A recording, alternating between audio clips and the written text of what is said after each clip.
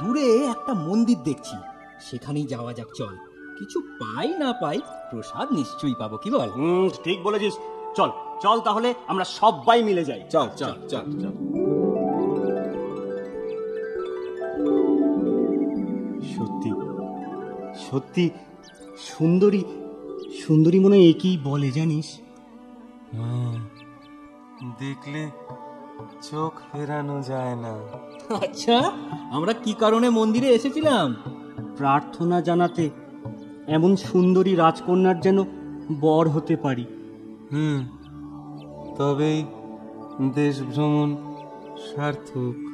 বুঝেছি বুঝেছি, তোদের শুলে চড়ার ইচ্ছে হয়েছে।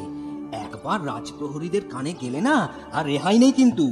না নরেশ, তুই কবি হতে পারবি না। সৌন্দর্যের কদরই যদি না করিস, কবি কিসে? আমি এখন কিচ্ছু হতে চাই না, খুব খিদে পেয়েছে ওরে বাপরে, পেট ভরে একটু প্রসাদ খেতে চাই।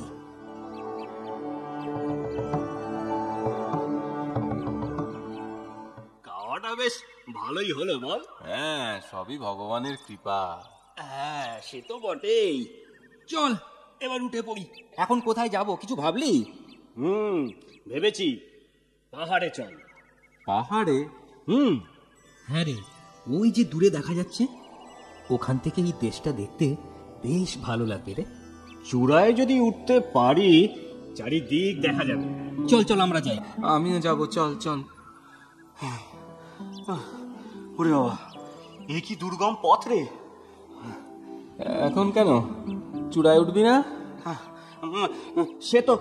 সে তো উঠবই। এ কি রে, পথের মাঝ বরাবর একটা পাথর পড়ে।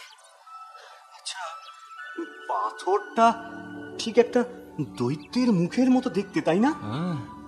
ঠিক বলেছিস।